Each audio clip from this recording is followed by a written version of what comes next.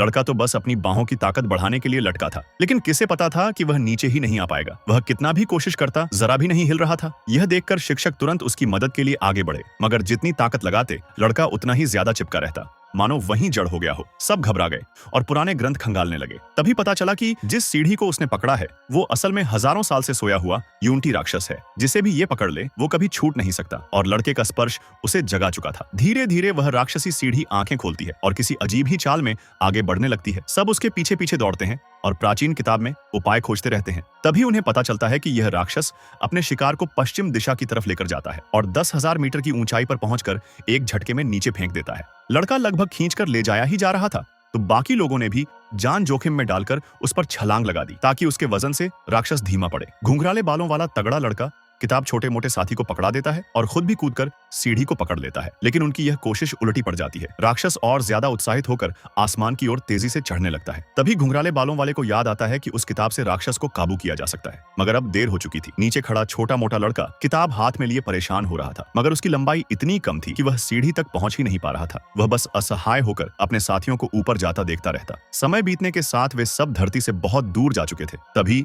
जब सब उम्मीद छोड़ चुकी थी, छोटा मोटा लड़का वीर योद्धा की तरह अपनी सफेद दिव्य सवारी पर उछाल मारते हुए आसमान में प्रकट हुआ। किसी देवता की तरह वह उनके ऊपर पहुंचा और बिना समय गंवाए उसने प्राचीन पुस्तक खोली। एक झटके में उसने यूनिटी राक्षस को पुस्तक में कैद कर लिया, लेकिन जैसे ही राक्षसी सीढ़ी गायब हुई सभी नीचे की ओर गिरने लगे। उसी नाजुक पल में वह छोटा मोटा लड़का अपनी सफेद सवारी को झपटाता है और एक एक करके सभी को संभाल लेता है। उसकी सवारी की मदद से अंततः सबकी जान बच जाती है और वे सुरक्षित नीचे उतर आते हैं।